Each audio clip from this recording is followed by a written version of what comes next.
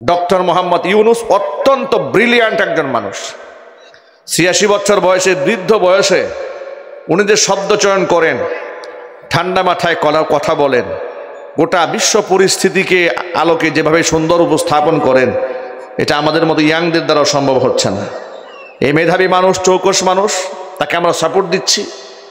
গোটা জাতির অসংখ্য মানুষের রক্তের বিনিময়ে, জীবনের বিনিময়ে হাসি মুখে লোকেরা তাকে ক্ষমতার মসনদে বসিয়েছে। তিনি সংস্কারের জন্য ডাক দিয়েছেন, তিনি আলেমদেরকে কাছে টানেন, তিনি পীর সাহেবদেরকেও ডাকেন, ব্যাংকারদেরকেও ডাকেন, রাজনীতিবিদদেরকেও ডাকেন। এত বড় মন যার আছে, তিনি তো হেরে যাওয়ার কথা নয়। কথা বলতে হবে, বলেন ঠিক কিনা বলেন? আমাদের গোটা দেশ নিয়ে বর্তমানে যে চক্রান্ত চলছে, এটা নিশ্চয়ই আপনারা জানেন। এই মুহূর্তে আজকের খবর হচ্ছে যে তিনি বাংলাদেশের জাতীয় একটা ঐক্য করার জন্য জামাত ইসলামের আমির সহ নেতৃবৃন্দকে ডেকেছেন, হেফাজতের লোকদেরকে ডেকেছেন, আল্লামা মামুনুল হক সাহেব সহ তারা আমির জামাত গিয়েছেন, মামুনুল হক সাহেব গিয়েছেন, রাজনীতিবিদরা গিয়েছেন। দেখুন, জাতির ক্রাইসিস মোমেন্টে আলেমদের পরামর্শ নিচ্ছেন, বিএনপির লোকেরা গিয়েছেন, সকল রাজনীতিবিদদের পরামর্শ তিনি গ্রহণ করছেন এবং সকল রাজনীতিবিদরা এই সিদ্ধান্তে উপনীত হয়েছে, আমরা রাজনৈতিক দর্শনে ভিন্নতা থাকলেও দেশের স্বাধীনতা এবং দেশের অক্ষুণ্ণতাকে টিকিয়ে রাখার স্বার্থে আমরা সব এক। আপনারা একমত আছেন তো ইনশাল্লাহ? কারা কারা একমত আছে হাত দেখতে চায়? আল্লাহ তুমি আমাদের সকলকে এক এবং নেক বানায় দাও। একটু জোরে বলতে হবে আল্লাহুম্মা আমিন। হাত নামান। দেখুন, এই যে ক্রাইসিস আজকে আমরা পড়েছি, এত সংকটপূর্ণ মুহূর্তে আমরা পড়লাম কেন? এর পেছনেও কারণ আমরা কোরআনে কারীম থেকে শিক্ষা গ্রহণ না করার কারণে। আজ থেকে ১৫০০ বছর আগে আল্লাহ আমাদেরকে বলে দিয়েছেন তোমার বন্ধুকে, তোমার শত্রুকে। কিন্তু আমরা আল্লাহর কথা বিশ্বাস করি নাই, আমরা বিশ্বাস করেছি মোদির কথা। ঠিক না বলেন? আল্লাহ কি বলেছেন আর ওরা কি বলে একটু শোনেন। আল্লাহ রাব্বুল আলামিন কোরআন মাজিদে বলে দিয়েছেন, ও মুসলমানেরা শোনো, লাতাজিদান্না আশাদ্দান নাসি আদাওয়াতাল লিল্লাযীনা আমানুল ইয়াহুদা ওয়াল্লাযীনা আশরাকু। মনে রাখবে, মুমিন মুসলমানদের জন্য দুইটা জাতি হচ্ছে এই দুনিয়ার মধ্যে নিকৃষ্ট শত্রু জাতি। কয়টা জাতি? মুমিন মুসলমানদের জন্য দুটা জাতি হচ্ছে সবচাইতে ভয়ঙ্কর শত্রু। এর মধ্যে এক নাম্বার শত্রু হচ্ছে আল ইয়াহুদ, ইহুদিরা হচ্ছে মুসলমানদের চরম শত্রু। আর দুই নাম্বার হচ্ছে ওয়াল্লাযীনা আশরাকু, যারা আল্লাহর সাথে শিরিক করে, শরীক স্থাপন করে, এরাও মুসলমানদের চরম শত্রু। এই কথাটা কে বলেছেন জোরে বলেন তো ভাই? একটু আল্লাহর নামটা একটু জোরে বলেন। আল্লাহ বললেন মুসলমানদের চরম শত্রু দুইটা জাতি। এক জাতি হলো ইহুদি, আর একটা জাতি হচ্ছে মুশরিক। আল্লাহ তাআলা এও বলে দিয়েছেন, খবরদার, যারা আমি আল্লাহর দুশমন, আমার রসুলের দুশমন যারা, তোমাদের দুশমন যারা, তাদের সাথে তোমরা কোনোদিন বন্ধুত্বপূর্ণ সম্পর্ক রাখবে না। কোরআন মাজিদে সূরাতুল মুমতাহিনের একেবারে শুরুতে ২৮ নম্বর পারার মধ্যে আল্লাহ তাআলা বলে দিয়েছেন, ইয়া আইয়ুহাল্লাযীনা আমানু লা তাত্তাখিযু আদুওয়ি ওয়া আদুওয়াকুম আউলিয়া। আল্লাহ রাব্বুল আলামিন বলেন, ও ঈমানদারেরা, লা তাত্তাখিযু আদুওয়ি ওয়া আদুওয়াকুম আউলিয়া, তোমরা আমি আল্লাহর দুশমন যারা এবং তোমাদের দুশমন যারা, তাদেরকে তোমরা বন্ধু বানাতে পারবে না। হুকুম কার? আরো জোরে বলুন, কার? আল্লাহ পাক বলেন, ওরা আমি আল্লাহর দুশমন, আমার রসুলের দুশমন, আমার কোরআনের দুশমন, আমার ঈমান ও ইসলামের দুশমন, তাদের সাথে বন্ধুত্ব রাখা যাবে না। তবে এই ক্ষেত্রে আপনাদের মনে রাখতে হবে, সাধারণ অমুসলিম যারা, যারা মুসলিমদের সাথে বিদ্বেষপূর্ণ ভাব রাখে না, কথা বোঝাতে পেরেছি? যেমন আমাদের দেশে হিন্দু জনগোষ্ঠী ভাই আছে না নাই, বৌদ্ধ আছে না নাই, খ্রিস্টান আছে না নাই, কিছু আছে সাধারণ নাগরিকের মতো বসবাস করে। এই গাইবান্ধাতে আছে না, একসাথে উঠা বসা করেন, একসাথে ব্যবসা বাণিজ্য পরিচালনা করেন, ওদের কোনো অনুষ্ঠানে আপনি দাওয়াত গ্রহণ করেন, আপনার অনুষ্ঠানে ওরা দাওয়াত গ্রহণ করে। এরকম মিল মোহব্বতের সাথে বসবাসকারী অমুসলিম আমাদের দেশে আছে না নাই? তারা কি আমাদের শত্রু? না, তারা আমাদের শত্রু নয়। তবে একজন ইমানদারের সাথে যে পরিমাণ হৃদ্যতাপূর্ণ সম্পর্ক হবে, কোনো অমুসলিমের সাথে এতটা সম্পর্কের গভীরতা হবে না। জাস্ট এতটুকুন হবে, আপনি দুনিয়াবি কাজে লেনদেনে উঠা বসায় তার সাথে প্রয়োজনে আপনি লেনদেন করতে পারবেন, কিন্তু হৃদয়ের গহীন থেকে যে মহব্বত ভালোবাসা, একজন আরেকজনের প্রতি খুব টান থাকে, এটা আপনি মহব্বত করবেন একমাত্র ইমানদার ব্যক্তিদেরকে। কেন? রাজুলানি তাহাব্বা ফিল্লাহি, আপনি তাকে ভালোবাসবেন আল্লাহর জন্য। আর ওই যে তার সাথে যে এতটুকুন দূরত্ব মাঝখানে তৈরি হলো, এটা কেন হয়েছে দেখেন। যতটুকুন সম্পর্ক আপনি গড়লেন, এটা সম্পর্ক করেছেন সামাজিক শান্তি এবং সুশৃঙ্খলা বজায় রাখার জন্য। তার প্রতি যতটুকুন রাগ আপনার আছে, রাগ বলতে যতটুকুন দূরত্ব আছে, এই দূরত্ব আছে আল্লাহর জন্য। কেন? কারণ সেই ব্যক্তি আপনার চোখের সামনে আপনার রবকে বাদ দিয়ে মূর্তির সামনে মাথা নত করে। কথা বলতে হবে, ঠিক কিনা বলেন? আচ্ছা, আপনি একটু সহজ ভাষায় আপনাদেরকে বলি, আপনার চোখের সামনে যদি আপনার বাবাকে কেউ জুতা দিয়ে পিটায়, কিংবা আপনার নিরাপরাধ কোনো ভাইয়ের উপরে অপবাদ দেয় যে এই তো সন্ত্রাসী, এত জঙ্গি, এমন ব্যক্তিকে জেনে শুনে আপনি কি হৃদয়ের দুষ্ট বানাবেন? একটু কথা একটু জোরে বলেন আপনারা। কেন বানাবেন না? কারণ সে আপনার অত্যন্ত আপনজনকে হিট করেছে, আপনজনের ব্যাপারে অপবাদ দিয়েছে, এই জন্য আপনি তাকে মন থেকে গ্রহণ করতে পারবেন না। একজন মুশরিকের সাথে আপনার মনের দূরত্ব এই জন্য, কারণ সে আপনার রব, যিনি এক এবং একক, যার কোনো শরিক নাই, যার কোনো মেসাল নাই, যার কোনো দৃষ্টান্ত নাই, যার কোনো উপমা নাই, যার কোনো সমতুল্য নাই, সমকক্ষ নাই। এমন একজন ব্যক্তিকে বাদ দিয়ে, এমন একজন সত্তাকে বাদ দিয়ে, তার আমার কলিজার টুকরা রবকে বাদ দিয়ে, যার জন্য আমার জীবন উৎসর্গ, যার জন্য আমি মরতে পারি, যার জন্য আমি জীবন দিতে পারি, এমন রবের সাথে তারা শরিক স্থাপন করে 33 কোটি দেবতাকে তার শরিক বানিয়ে ফেলেছে। এই জন্য এত বড় অপবাদ আমার রবের উপর দেওয়ার কারণে তার সাথে আমার মনের দূরত্ব তৈরি হয়েছে। কথা বোঝাতে পেরেছি?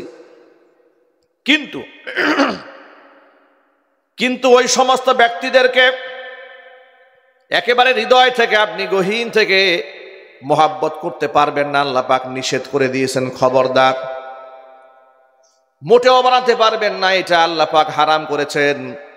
কোরআন মাজিদ আল্লাহ সুবহানাহু ওয়া তাআলা স্পষ্ট জানিয়ে দিয়েছেন, লা তাজিদু কওমান ইউমিনুনা বিল্লাহি ওয়াল ইয়াউমিল আখির ইউআদ্দুনা মান হাদ্দাল্লাহা ওয়া রাসূলাহু ওয়ালাউ কানু আবাআহুম আও আবনাআহুম আও ইখওয়ানাহুম আও আশীরাতাহুম উলাইকা কাতাবা ফি কুলুবিহিমুল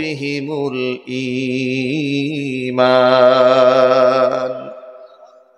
নবীজি, লা তাজিদু কওমান, আপনি এমন কোন গোত্র পাবেন না, শাব্দিক অর্থ, ইউমিনুনা বিল্লাহি ওয়াল ইয়াউমিল আখির, আমি আল্লাহর উপর ঈমান আনে, আখিরাতের উপর ঈমান আনে, আবার সাথে সাথে ইউআদ্দুনা, বন্ধুত্ব রাখে ওই সমস্ত ব্যক্তিদের সাথে, মান হাদ্দাল্লাহা ওয়া রাসূলা, যারা আমি আল্লাহ এবং আমার রাসূলের সাথে যারা দুশমনী রাখে তাদেরকে বন্ধু বানায়, এমন কোন পরকাল বিশ্বাসী ব্যক্তিকে আপনি পাবেন না। ওয়ালাউ কানু আবাহুম, যদিও তারা সম্পর্কের দিক থেকে তাদের বাবা হয়, আও আবনাআহুম, যদিও তাদের ভাই হয়, সন্তান হয়, আই ইখওয়ানাহুম, অথবা তাদের ভাই হয়, আও আশীরাতাহুম, অথবা তাদের নিকটতম আত্মীয় স্বজন হয়ে যায় না কেন, যারা আল্লাহ এবং রসুলের সাথে দুশমনী রাখে ওই সমস্ত ব্যক্তিদেরকে ইমানদার কোনোদিন বন্ধু বানাতে পারে না। কথাটি কার? এই কথাটা সবকটা আমরা যদি আমল করতাম, যে বিপদে আজকে বাংলাদেশের মানুষ পড়েছে সেই বিপদে কোনোদিন বাংলাদেশের মানুষ পড়তো না। আপনি বলেন কোন বিপদে পড়েছে, আপনি একটু ব্যাখ্যা করে বুঝায় বলি। আজকে আমাদের প্রতিবেশী দেশ ভারতের উগ্র হিন্দুত্ববাদী শক্তি তারা বাংলাদেশটাকে ধ্বংস করার ষড়যন্ত্র করছে। তাদেরই এজেন্ডা বাংলাদেশে বাস্তবায়ন করার জন্য ইসকন নামক জঙ্গি সংগঠনকে লেলিয়ে দিয়েছি, কথা বলতে হবে। এবং হাতিয়ার তারা কিভাবে গ্রহণ করেছে লক্ষ্য করেন। বিগত স্বৈরাচারীর আমলে তাকে চিরদিন ক্ষমতায় বসিয়ে রাখার লোভ দেখিয়ে সমস্ত হিন্দুত্ববাদী ব্যক্তিদের সুযোগ সুবিধা বাংলাদেশে ওরা নিশ্চিত করেছে। মনে রাখবেন, ইসকন আর সাধারণ হিন্দু কিন্তু এক না। এটা অনেকে বুঝে না, এটা অনেক সাধারণ হিন্দুরাও বুঝে না। সাধারণ হিন্দুরা মনে করে ইসকন আমাদের মতো হিন্দু। না না না, বাংলাদেশে অসংখ্য হিন্দুদের মন্দির ইসকনরা দখল করে নিয়েছে। এটা নিয়ে মারামারিও হচ্ছে।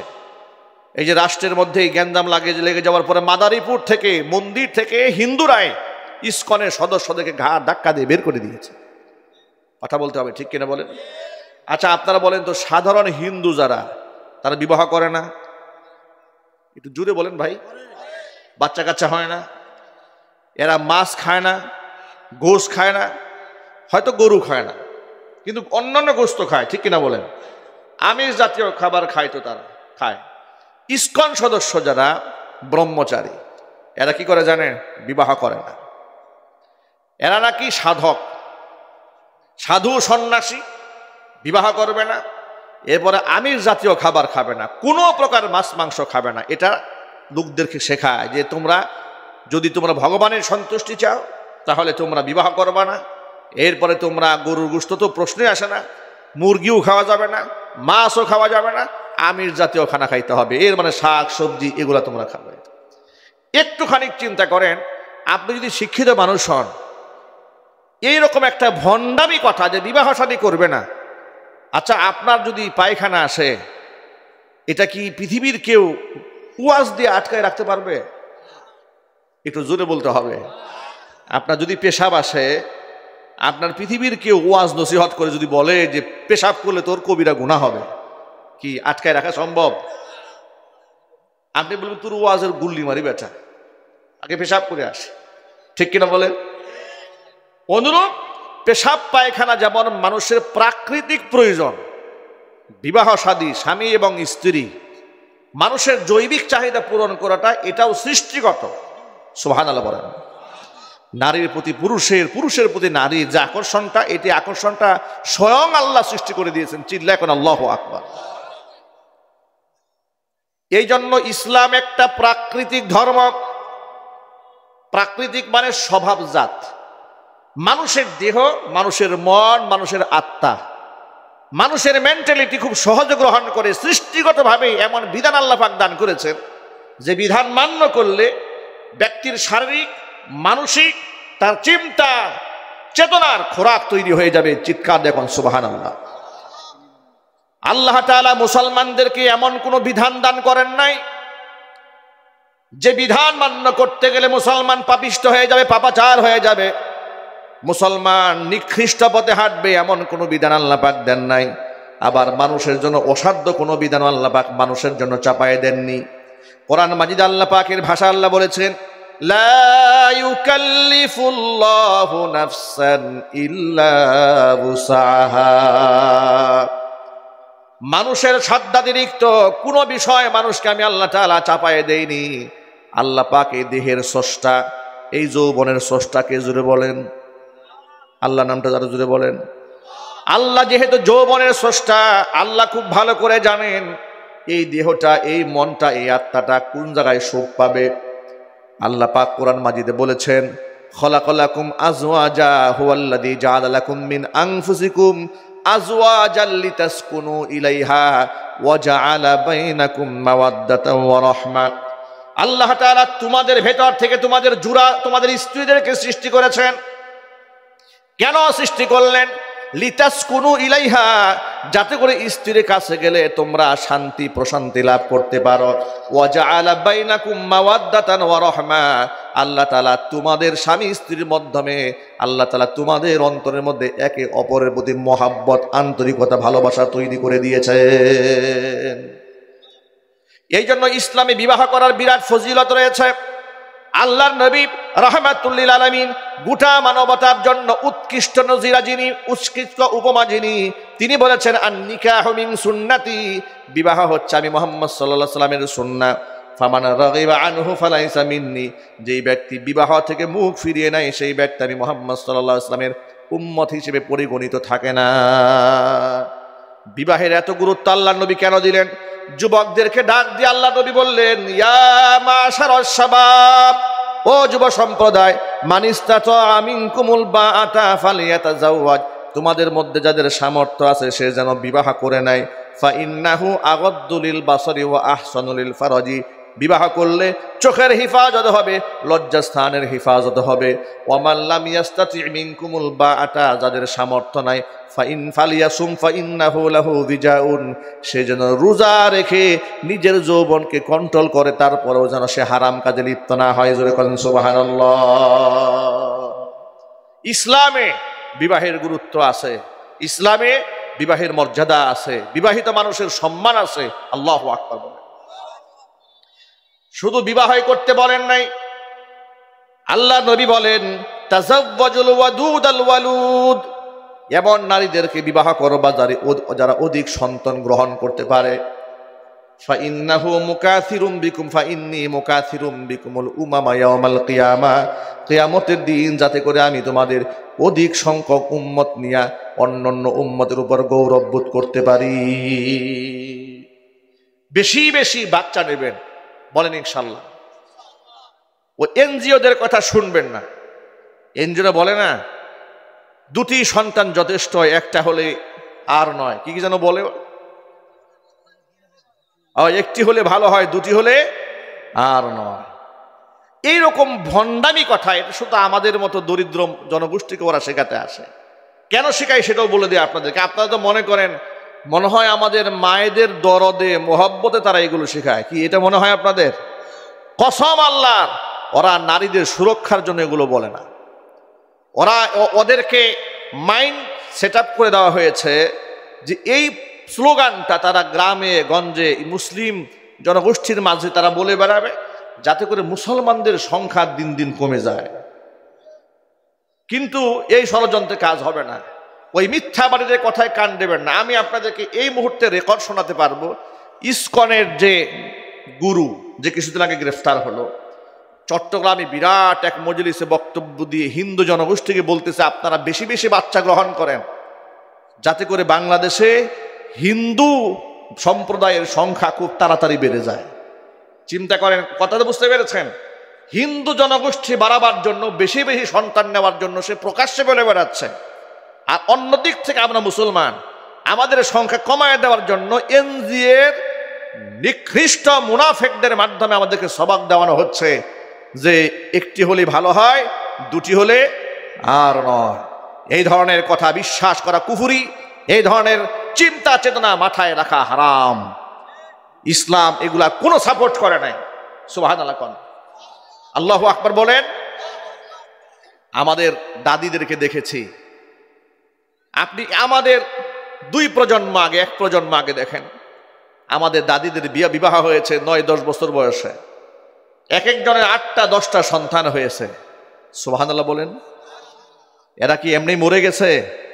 বরং তারা শক্তি সামর্থ্য ছিল একবারে 100 বছর পর্যন্ত, 90 বছর পর্যন্ত।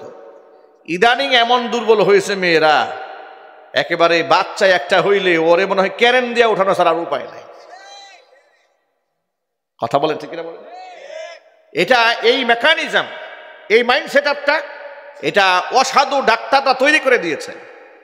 ডাক্তাররা চেক আপের মাধ্যমে বলে দেয় আপনি উঠবেনও না, বসবেনও না, আপনি হাঁটবেনও না, আপনি যে কি যে করবেন আপনি নিজেও জানেন না। এটা ফর এক্সাম্পল বললাম আর কি অবস্থা তৈরি করে দিয়েছে। আবার শিখিয়ে দিয়েছে অপ্রয়োজনীয় সিজারিয়ান। আচ্ছা, রাস্তাঘাটে কুকুর বিড়ালের সিজার লাগে, ও কারণে আমার মা বোনদের কেন সিজার লাগবে সেটা বলেন। যদি ওজোর থাকে, কোনো প্রবলেম থাকে, তাহলে তো সেটা আপনি অবশ্যই সিজারিয়ান করতে পারেন। কিন্তু শখ করে আমাদের বাংলাদেশে 90% মহিলারা শখ করে সিজার করে। কি অবাস্তব মনে হচ্ছে? বাস্তব।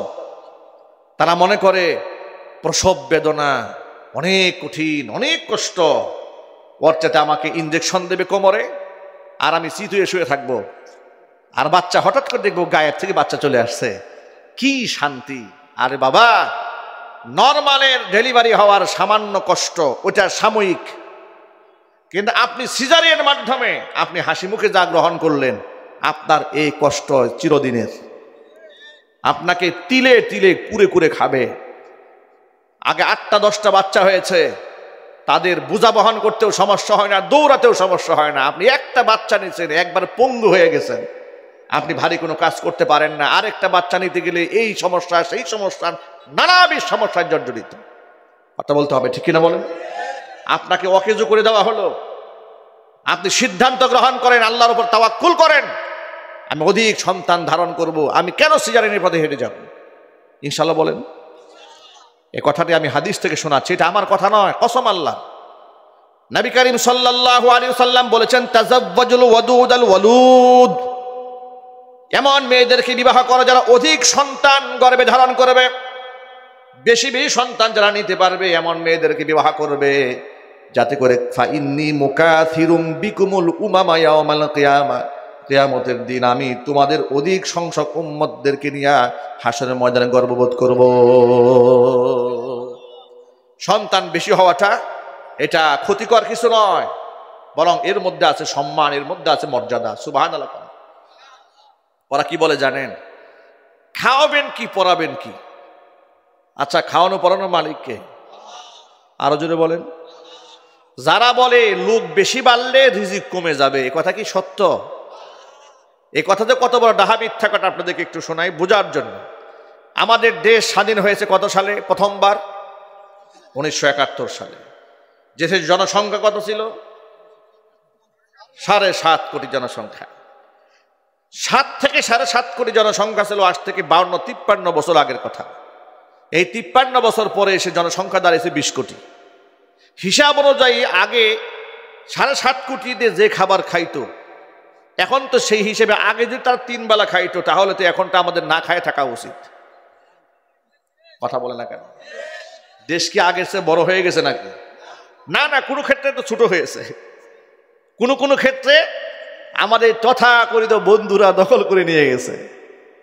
তাহলে সেই হিসেবে তো আমাদের না খেয়ে থাকা উচিত। কিন্তু অবস্থা কি দাঁড়িয়েছে? বাস্তবতা হলো, বাস্তবতা দেখেন। বাস্তবতা হচ্ছে এই কোরআনে আল্লাহ বলে দিয়েছেন, আগে কোন সুবহানাল্লাহ, আল্লাহ বলেছেন, ওয়ামা মিন দাব্বাতিন ফিল আরদি ইল্লা আলাল্লাহি রিজকুহা, এই জমিনে বিচরণশীল এমন কোন প্রাণী নাই যে প্রাণীর রিজকের দায়িত্ব আমি আল্লাহ তাআলা নিজ হাতে গ্রহণ করি নাই। বরং পরিবেশটা পুরো উল্টে গেল, বাস্তবতা ভিন্ন। বাস্তবতা হলো আজ থেকে 53 বছর আগে যদিও মানুষ একটু খেয়ে কিংবা না খেয়ে থেকেছে, মানুষ যত বেড়েছে আল্লাহ তাআলা রিজিকের দুয়ার ততটাই সম্প্রসারিত করে দিয়েছে। এমন বরকত আল্লাহ তাআলা দান করলেন। আমি চাঁপাইনবাবগঞ্জের রাজশাহী অঞ্চলে মাহফিলে গেলাম। যাওয়ার পরে তারা আমাদেরকে বললেন, হুজুর, গাছে আগে বছরে একবার আম আসতো, আর এখন এমন প্রযুক্তি বের হয়েছে সারা বছর গাছে আম আসে। সুবহানাল্লাহ বলেন না? আরো অবাক করার ব্যাপার শুনেন, তারা আমাকে আরেকটা বিস্ময়কর ঘটনা বললেন, হুজুর, একটা গাছের মধ্যে 4 প্রকারের আম আসে। আমি বললাম, এটা কেমনে সম্ভব? বলে, হ্যাঁ, আপনি কলব দিয়ে দিয়ে এক একটা ডাল একটা গাছের মধ্যে সেট করে দেয়, এক এক ডাল থেকে এক এক রকম আম আসে, সারা বছর আম আসে এখন। সুবহানাল্লাহ বলেন ভাই। তাহলে কি বোঝা গেল? মানুষ যত বাড়বে রিজিকও তত বাড়বে, কারণ রিজিকের মালিক কে? এই কোরআনে আল্লাহ নিষেধ করেছেন। আল্লাহ কি বলেছেন শোনেন। আল্লাহ পাক বলেন, লা তাকতুলু আওলাদাকুম খাশিয়াতা ইমলাক, দারিদ্রতার ভয়ে তোমরা তোমাদের সন্তানকে হত্যা করো না। নাহনু নারযুকুহুম ওয়া ইয়্যাকুম, আমি তো তাদেরকে ঠিক এভাবেই রিজিক দান করব যেভাবে আমি তোমাদেরকে রিজিক দান করি। যদি তোমাদেরকে আমি আল্লাহ তাআলা খাওয়াতে পারি, তাহলে আমি তাদেরকে কেন খাওয়াতে পারবো না? অন্যায়ভাবে যদি একটা সন্তানকে তোমরা হত্যা করো, অনেক মা আছে, অনেক গার্জিয়ান আছে মাতৃগর্ভে থাকা অবস্থায় ভ্রূণ হত্যা করে, 3-4 মাস হয়ে গেছে, আছে না নাই? কোনো মাসালা জিজ্ঞেস করার দরকার পড়ে না, আলেমের কাছেও যায় না, ভালো একটা ডাক্তারের সাজেশন নেয় না, এই ফার্মেসি থেকে ট্যাবলেট নিয়ে আসে, এরপরে মাকে খাইয়ে দেয়, এরপরে বাচ্চাকে অ্যাবর্শন করে ফেলে দেয়। যদি বাচ্চা স্বাভাবিকভাবে এটা নষ্ট না হয়, তাহলে সেটা অ্যাবর্শন করার মাধ্যমে হসপিটালে নিয়ে নির্মমভাবে বাচ্চাকে কেটে কেটে, জীবন্ত বাচ্চাকে টুকরা করে বাপ মা নিহত করে হত্যা করে বের করে নিয়ে আসছে। কাল কিয়ামতের মাঠে মানুষ হত্যাকারীর অপরাধী হিসেবে আল্লাহর দরবারে দাঁড়াতে হবে।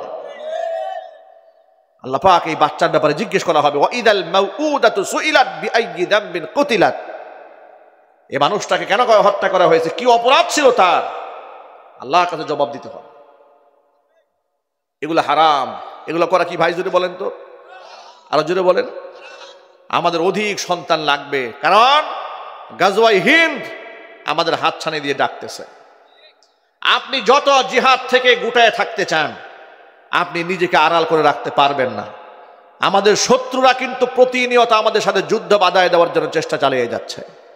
কথা একটু জোরে বলেন, ঠিক কিনা বলেন। আজকে সময় এসেছে এই সত্যকে, এই বাস্তবতাকে উপলব্ধি করার। কোরআন আমাকে ডিসাইড করে দিয়েছে আমার শত্রুকে, আমার মিত্রকে, আমার বন্ধুকে, আমার দুশ্মনকে। কোরআন আমাকে বলে দিয়েছে আমার দায়িত্ব কি, আমার বাবার দায়িত্ব কি, আমার স্ত্রীর দায়িত্ব কি। কোরআন বলে দিয়েছে ব্যবসা প্রতিষ্ঠানে আমার আমাল কি হবে, আমার স্ত্রীর সাথে আমার মুআমালা কি হবে। কোরআন বলেছে যুবকের আমল কি, বৃদ্ধের আমল কি। কোরআনে কারীম বলে দিয়েছে শাসকের আমল কি, সাধারণ মানুষের আমল কি। কোরআন বলে দিয়েছে বিচারকের আমল কি, বাদী বিবাদীর সমস্ত হাকামাত কোরআনে কারীম ভরপুর বলে দিয়েছে। চিৎকার দিয়ে বলেন সুবহানাল্লাহ। সেটা না বুঝার কারণেই আজকে সমাজের মধ্যে আমাদের উপর বিপদ নেমে এসেছে। বড় দুঃখ নিয়ে বলতে হচ্ছে, যদিও আপনারা একেবারে গ্রামের অজপাড়া গাতে আছেন, কিন্তু রাষ্ট্রের উপর যদি কোনো আক্রমণ আসে, ঝুঁকি আসে, তাহলে আপনারা গ্রামে থেকেও নিরাপদ থাকতে পারবেন না, ঠিক কিনা বলেন। যদি আপনারা ভাবেন আমরা গ্রামে আছি, গ্রামের সাধারণ মানুষ, 1971-এ যখন স্বাধীনতা সংগ্রাম হয়েছিল, গ্রামের মানুষ নিরাপত্তায় ছিল? চিৎকার দিয়ে বলেন। মানুষকে পালিয়ে বেড়াতে হয়েছে। বর্তমান বাংলাদেশ যে ক্রাইসিস মোমেন্টে আছে, কঠিন এক চ্যালেঞ্জের মুখে বাংলাদেশ। তবে আমাদের হতাশার কোনো কারণ নাই, আমরা চ্যালেঞ্জকে মোকাবেলা করতে জানি। আমরা স্বৈরাচারী এত প্রভাবশালী, যাকে সমস্ত বাহিনী দিয়ে যাকে প্রোটেক্ট করা হয়েছে, প্রভাবশালী প্রতাপশালী রাষ্ট্র যাকে সাপোর্ট দিয়ে রেখেছে, গোলামির জিনজিরে গোটা দেশটাকে আবদ্ধ করে দিয়ে যদি রাজত্বের ক্ষমতায় বসে থাকতে চেয়েছে, এমন একজন দুর্ধর্ষ ক্ষমতাধর ব্যক্তিকে ঐক্যবদ্ধভাবে যে জাতি মোকাবেলা করতে জানে, পৃথিবীর কোনো পরাশক্তির সামনে সে জাতি ভয়ে পালিয়ে যাওয়ার কথা নয়। কথা একটু যদি বলতে হবে, ঠিক কিনা বলেন। আমি আপনাদের সাধারণ মানুষের জন্য সাদা মাঠা কথা কিছু বলবো ইনশাআল্লাহ। আমলি সেই কথাগুলো বলার আগে কিছু মৌলিক কথা বলে দিই আপনাদের, এই পয়েন্টগুলো মনে রাখবেন। জাতি, ধর্ম, বর্ণ নির্বিশেষে স্বাধীনতা সার্বভৌমত্ব রক্ষায় সকলকে এক প্ল্যাটফর্মে দাঁড়াতে হবে।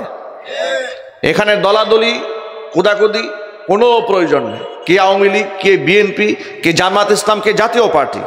আওয়ামী লীগ বলতে সাধারণ নিরীহ আওয়ামী লীগ, কথা বুঝতে পেরেছেন? আওয়ামী লীগ বলতে কি বুঝিয়েছে আমি? সাধারণ নিরীহ আওয়ামী লীগ, যারা না বুঝে আওয়ামী লীগ করে।